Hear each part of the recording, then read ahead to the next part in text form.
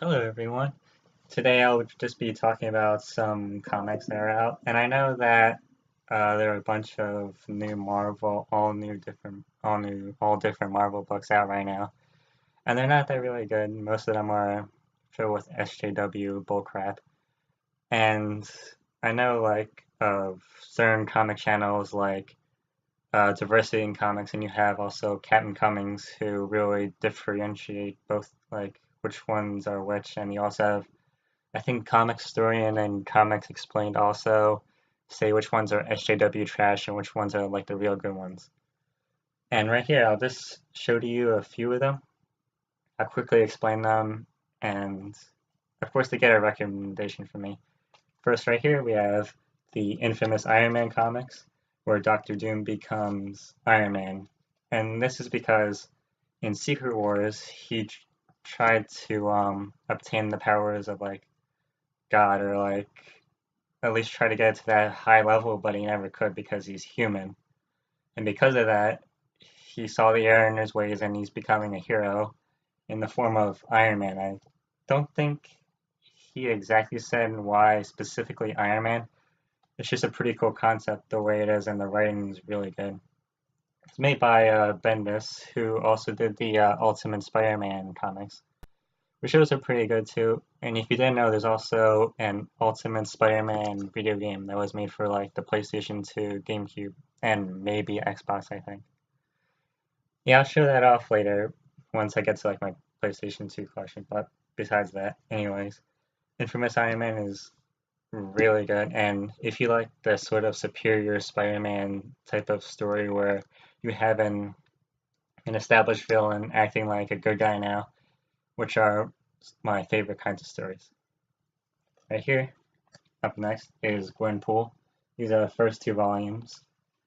And at first I didn't think it was that good because it's another Rule 63 version of a already established character. Kind of think of like how they made Moon Knight into Moon Girl.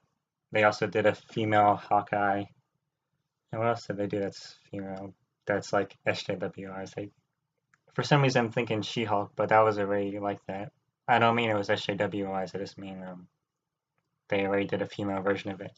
But anyways, this is really good. Like not only because like I like uh, Deadpool and everything, but because she has her own personality. She isn't at all SJWIs. Like it's weird how they have like Miss Marvel and the Black Spider-Man, Miles Morales in there. It's funny how they don't mention those specific characteristics to them. At least I don't think she did. As like those positive traits, she just said like looks at them and says, "Oh, these are famous comic characters that I always read about." And it's pretty cool, like how this character is supposed to be not really a self-insert, but she's more like a normal person who just came into the comic world, and now she's just living in it because it's definitely better than reality, which I don't blame her.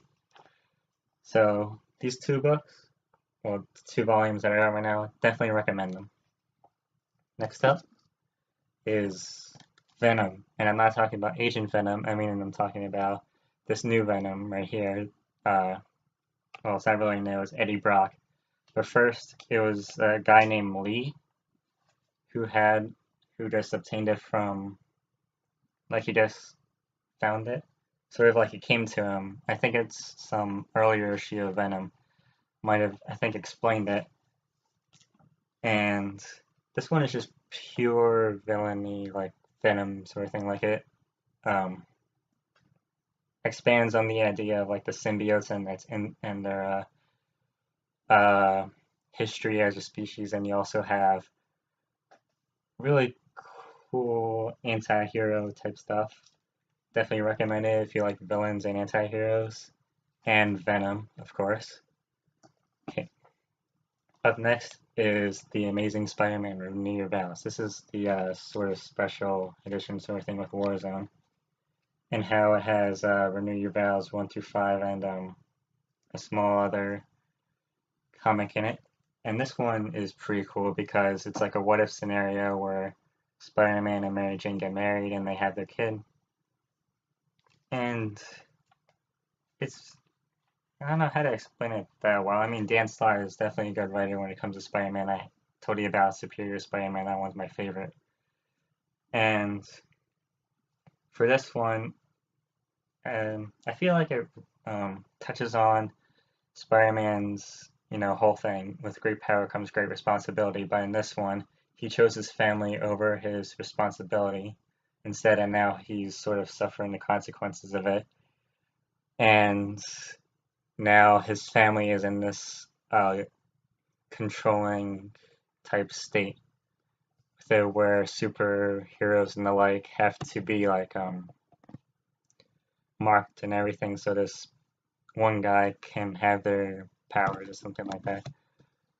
Yeah, you should definitely read it yourself instead of listening to my explanation of it. Next up right here is The Punisher. And some people might not like it because it's all this series does right now is try to emulate the Punisher Max type of stories. Like, it just tries to be like them. It's not exactly them. But if you're a Punisher fan, you'll definitely like that. And it's funny I said that because it also says that on volume 2 of this, which just came out not so long ago. And speaking about the Punisher, they are re-releasing the Punisher Max comics in a complete collection, which is about 40 bucks, $35 each, which contains like a bunch of Punisher Max comics, and I think they'll have around 7 of them. So you should definitely look out for that. And I hope this has helped you restore your faith in Marvel a little bit, since they do have a few good characters left in comics. So I hope this was at least somewhat informative. Thank you for watching, and goodbye.